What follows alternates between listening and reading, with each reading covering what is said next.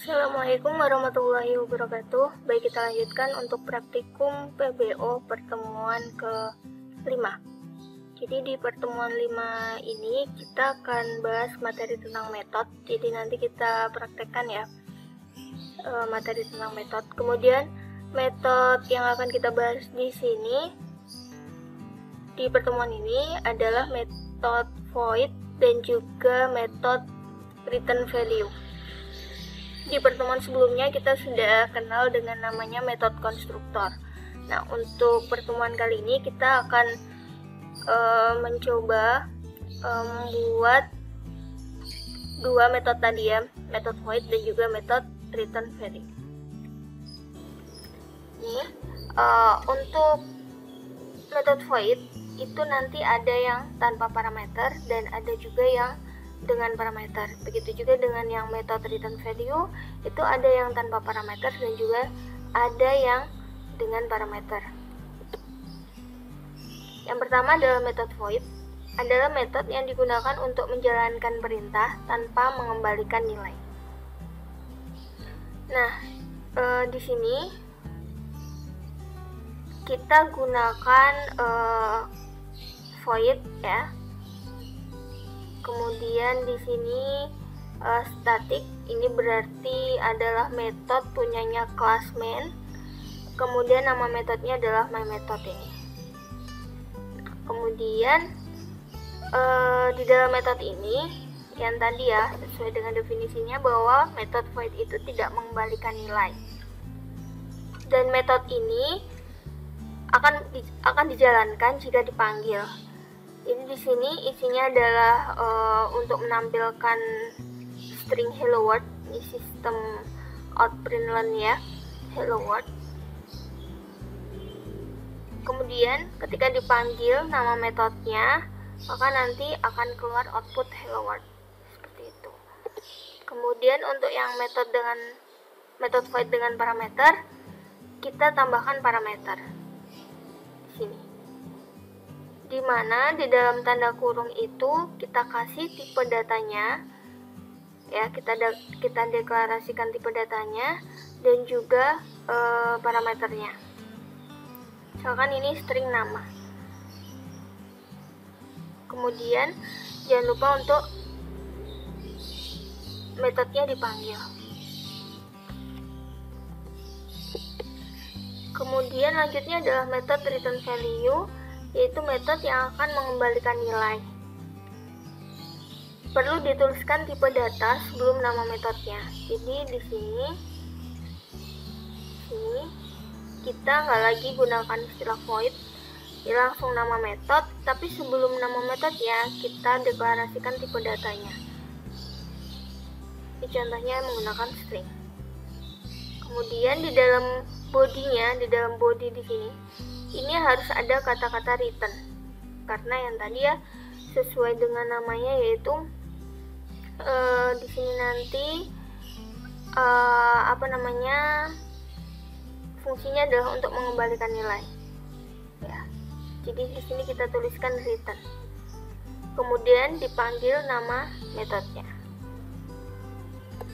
Kemudian lanjutnya metode return value dengan parameter.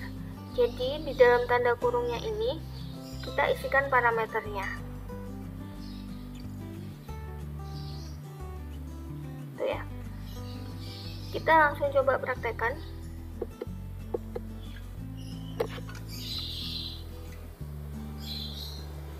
Oke, kita buka netnya.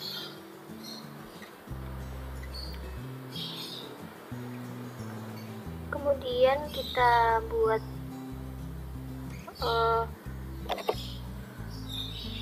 new file.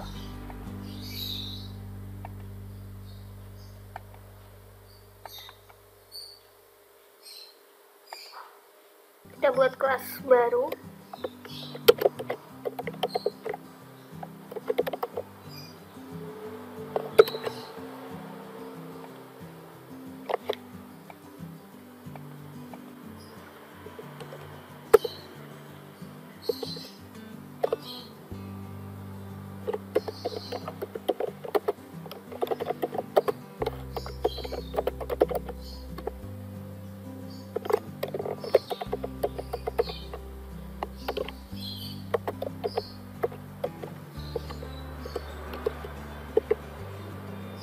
Oke, kita udah bisa untuk membuat metode. Oke, jadi untuk yang pertama kita coba buat metode void.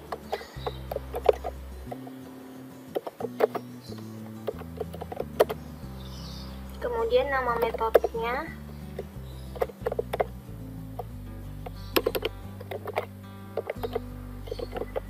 misalkan seperti ini.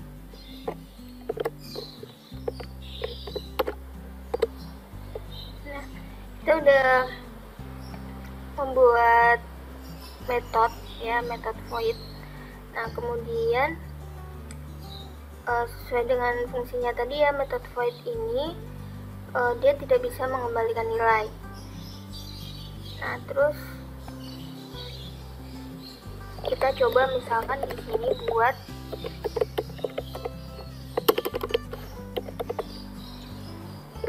outprint untuk menampilkan string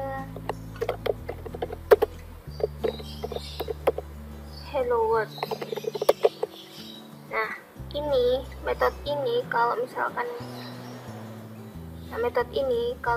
kita tidak panggil, maka ya outputnya nggak akan muncul. Ini ya, nggak ada outputnya. Nah, kalau misalkan kita panggil,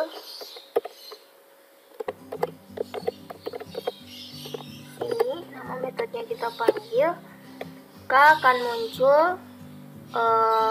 ini di dalam metode ini kan di dalamnya ada perintah untuk menampilkan string hello world.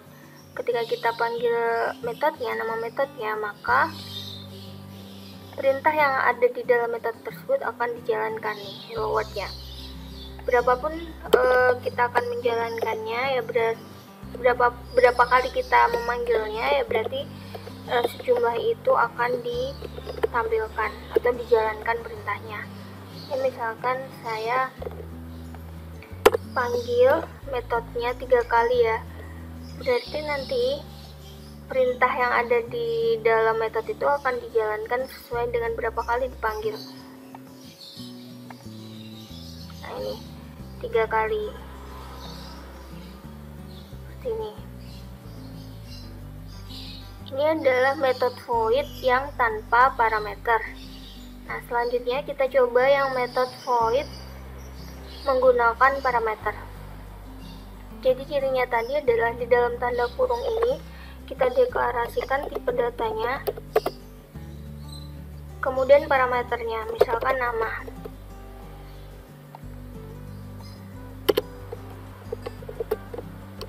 Misalkan seperti ini. Nah, di dalamnya sini kita tulis nilainya ya, dari nama ini, misalkan Naura. Maka nanti outputnya adalah hello Naura. Seperti ini. Misalkan kita mau panggil lagi nih metodenya. Kemudian untuk namanya kita ganti, misalkan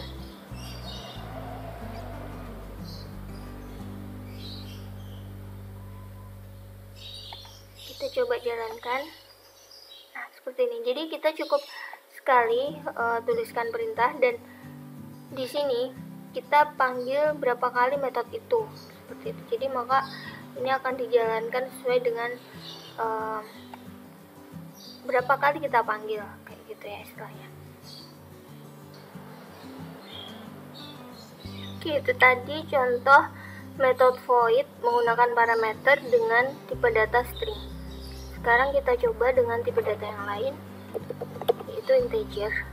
Maka di sini langsung ada tanda merah ini ya, karena ini kan isiannya atau nilainya masih string. Sedangkan di sini tipe datanya udah kita ganti integer. Misalkan di sini saya ganti parameternya x. Kemudian di sini saya ganti x.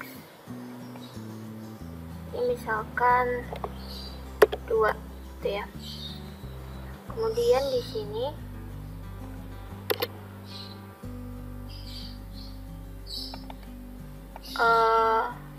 yang tadinya string ini saya mau ganti 5.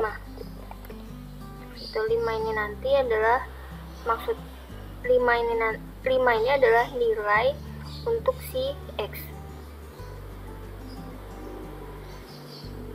Harusnya nanti nilainya adalah 2 plus 5 ya, 7. Coba kita jalankan. Nah, seperti ini, 7. Ya, misalkan di sini saya panggil metode, kemudian di sini saya isi angka yang lain.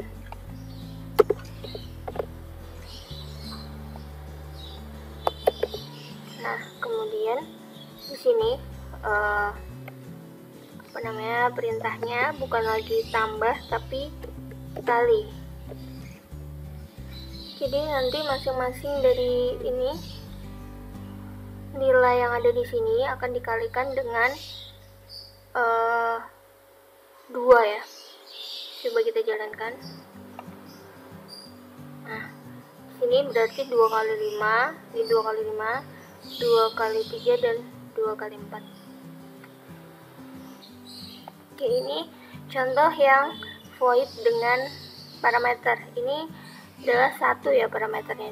Misalkan lebih dari 1 parameter, ada X dan Y, misalkan seperti itu. Kemudian di sini nanti perintahnya adalah untuk menampilkan X dikalikan dengan Y. Nah, di sini misalkan saya ganti nama metodenya jadi perkalian.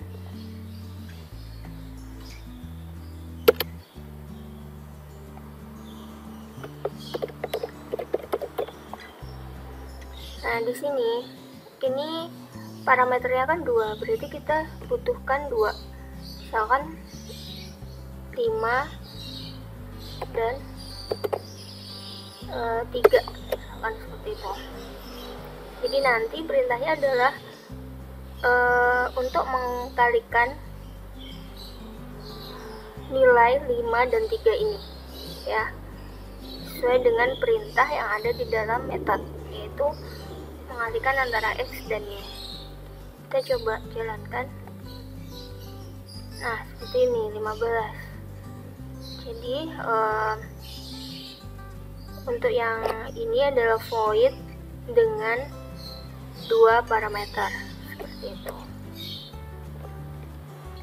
Nah, terus misalkan saya buat lagi di sini metode lagi, metode void penjumlahan itu, dan tipe datanya masih X, tipe datanya masih integer, kemudian ada 2 parameternya ya, X dan Y.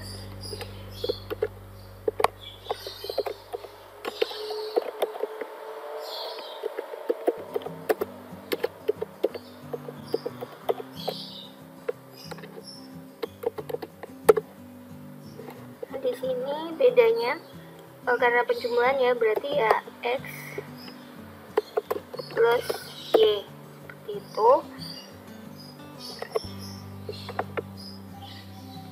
Kemudian di sini kita panggil metode penjumlahan, misalkan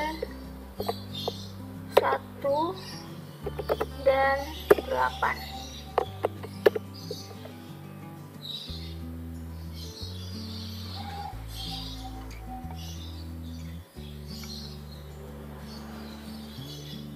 Nah, ini kurung tutup.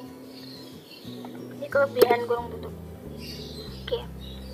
Ini ada 2 metode, kemudian metodenya kita panggil ya dua-duanya. Berarti nanti yang ada hasil penjumlahan dan akan ada hasil perkalian. Seperti ini. 1 tambah 8, 9, dan 5 kali 3, 15. Kalau misalkan kita cuman panggil 1 penjumlahan saja, berarti nanti ya yang keluar cuman penjumlahan saja. Jadi intinya metode yang ada di sini itu akan eksekusi perintah yang ada di dalamnya ketika kita panggil.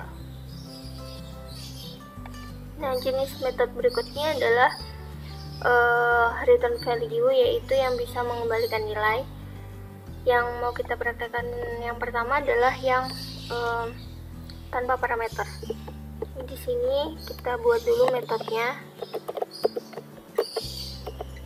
bukan lagi void ya, tapi kita deklarasikan tipe datanya, kemudian nama metodenya.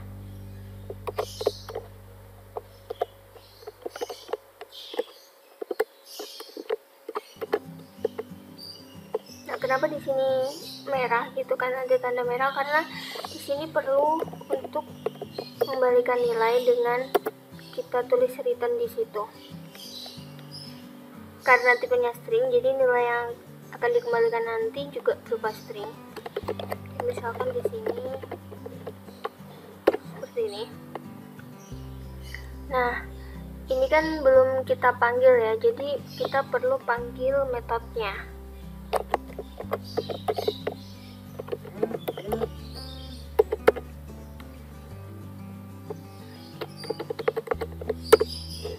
Seperti ini.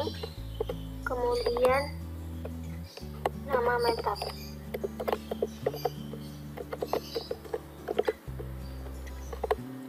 Coba kita jalankan. Nah, ini hello. Outputnya adalah hello ya. Ini tadi ya. Nah, outputnya akan keluar hello. Ini perbedaan antara yang void dengan yang return. Selanjutnya adalah metode return value yang menggunakan parameter. Jadi misalkan di sini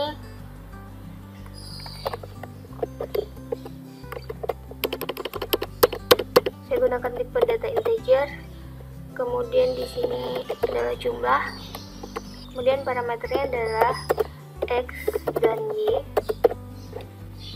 Kemudian di sini return X plus Y. Nah, kemudian di sini saya ganti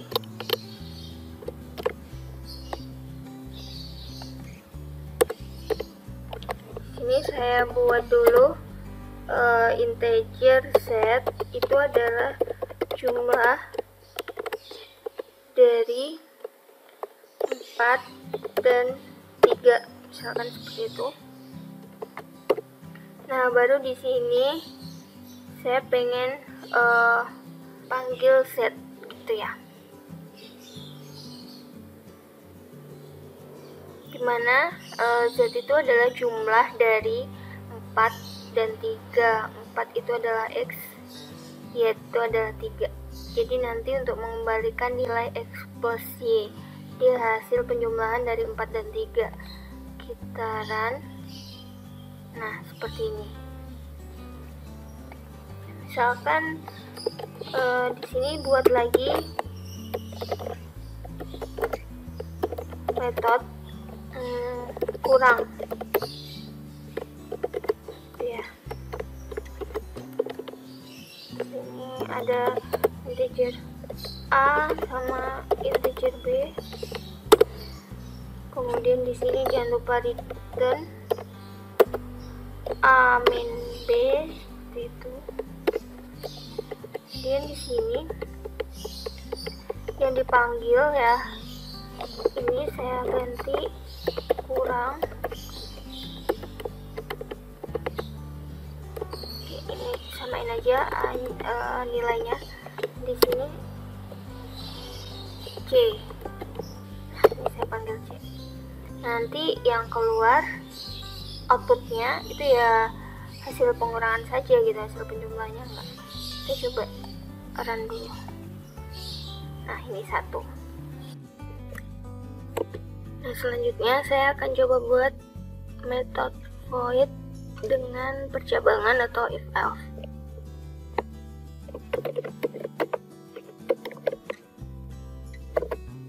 Nama metodenya adalah hasil.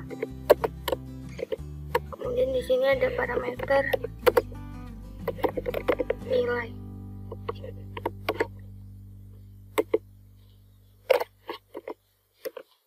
Di sini ada kondisi jika nilainya lebih besar dari sama dengan 80, maka akan keluar statement seperti ini. Sysout print. Sini dapat A ya, kalau nilainya lebih besar dari 80 berarti A. Kemudian else if nilai lebih besar dari sama dengan 70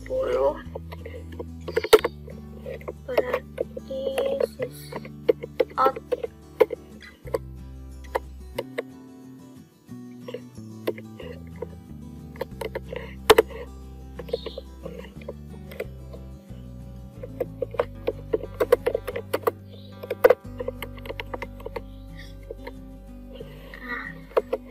lainnya, misalkan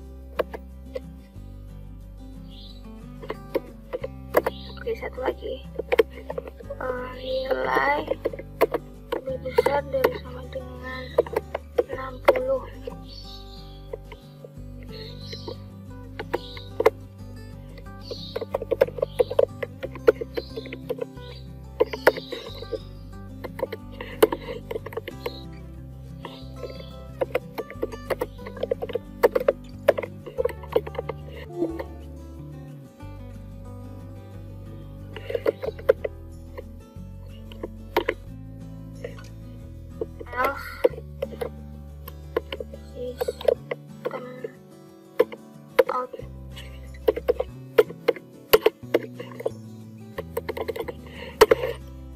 System out sini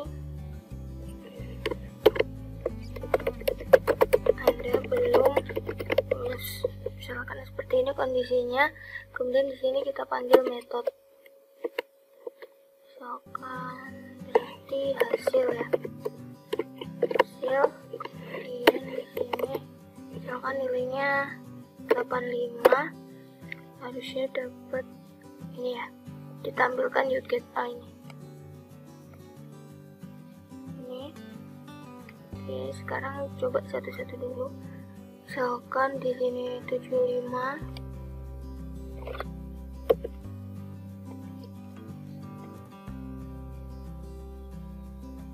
Oke, udah benar. Kemudian misalkan 65.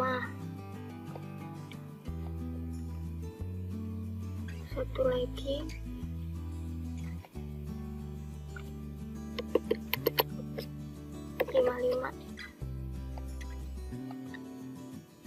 Belum lulus.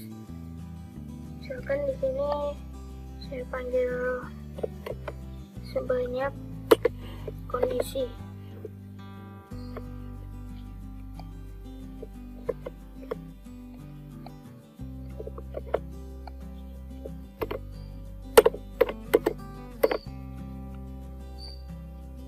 Mulai dari 85, 75, 65 dan 55.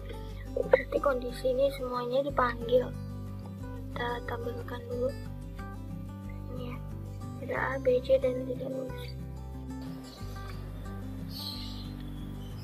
Nah, untuk pertemuan 5 jangan lupa kalian membuat package untuk pertemuan 5 ya. Sini.